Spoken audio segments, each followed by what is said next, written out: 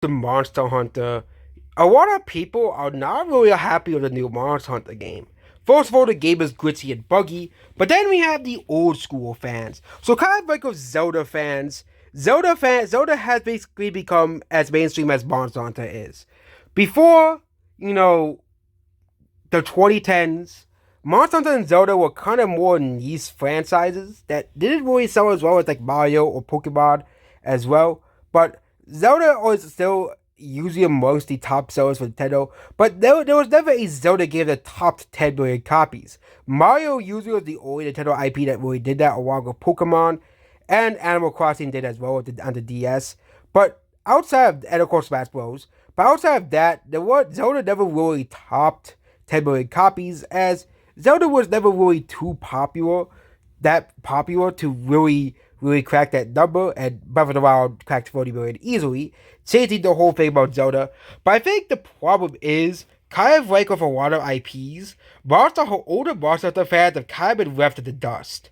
They have basically been making Monster Hunter World 2, which is what Monster Hunter Wilds is, and a lot of people are upset over that because apparently Monster Hunter used to be a very different game IP, but it was a more niche IP. Kind of like Zelda.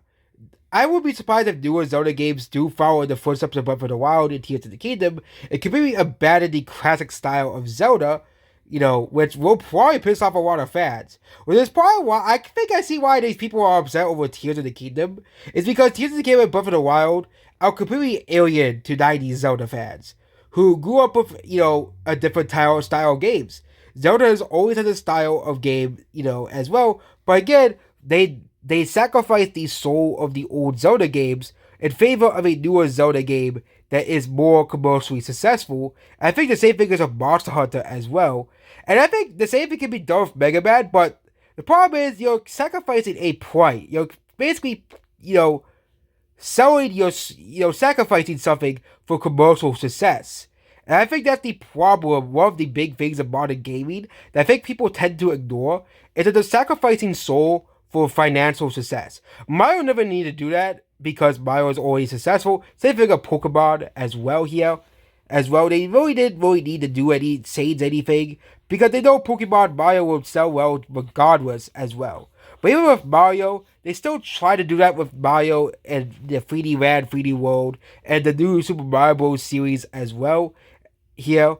But I think Nintendo finally woke up and realized, hey, and Mario Wonder sold like 50 million copies, which again is very impressive for a game at the end of Switch's lifespan. I think the biggest example of Nintendo doing this type of stuff and banning what made the series, popular amongst its niche is Paper Mario. Okay, they try, and guess what? Paper Mario Second Star and Origami King are the two most commercially successful Paper Mario games ever.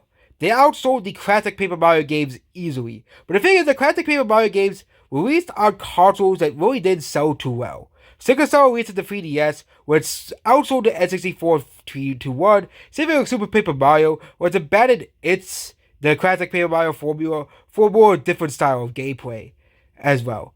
Yeah. And I really wonder if Switch 2 is successful and they release a new old style of Paper Mario game.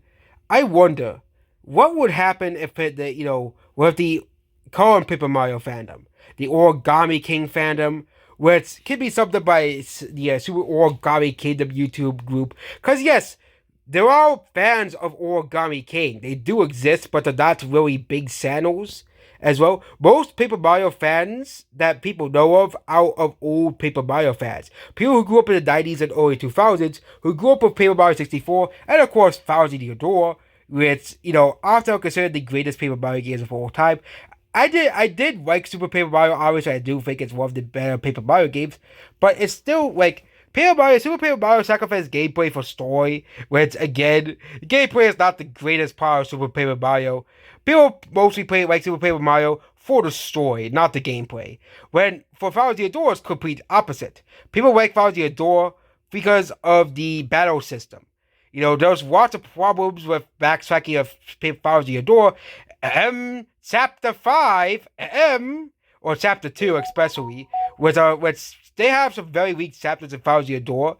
But the main reason why people like that game, Thousand Door, is because of the gameplay, because of the style of gameplay it has.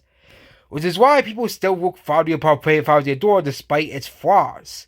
Okay, I think if they want to make a good Paper Mario game, they should definitely go ahead with the open style world style Paper Mario or Origami King, and of course, add as well the level design, and of course have the level design of Color Splash, and have the gameplay of the first two games, and of course have the story of the third game, or even have the story of Origami King, which I think was a much step up from the Color Splash storyline as well. Not as great as the Super storyline, obviously, but Origami King had a much better storyline than the previous two Paper Mario games as well.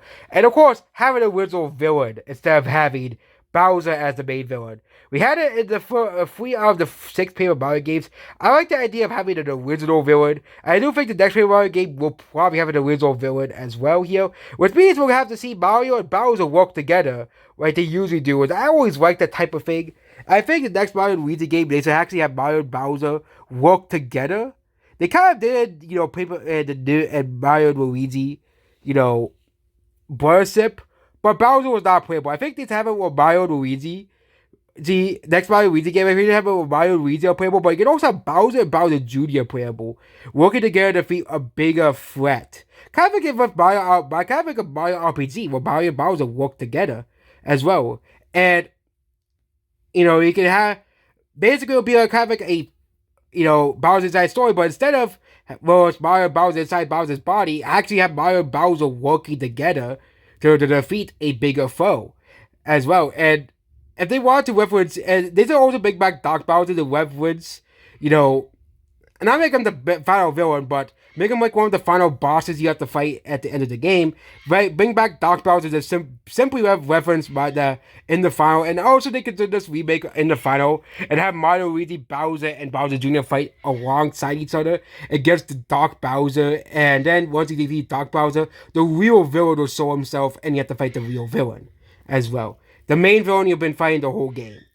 But yep, that's about this video here. So yeah, I think a Monster Hunter and with Paper Mario, you can really definitely see that the older fans have been sidelined with the newer games for more commercially successful games as well. I do feel that might be the case with Pikmin as well, as older Pikmin fans may be sidelined with more easier games and, to appease towards a more wider audience as well. But I think with Pikmin, that can be easily fixed with a difficulty setting, where it's basically a harder mode will get rid of auto lock on, get rid of, easy mode options like OC and all the tools that make the games easier as well, more classic style of gameplay.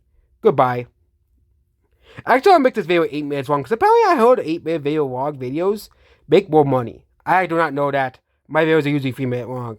To get the bell minute, I'm done.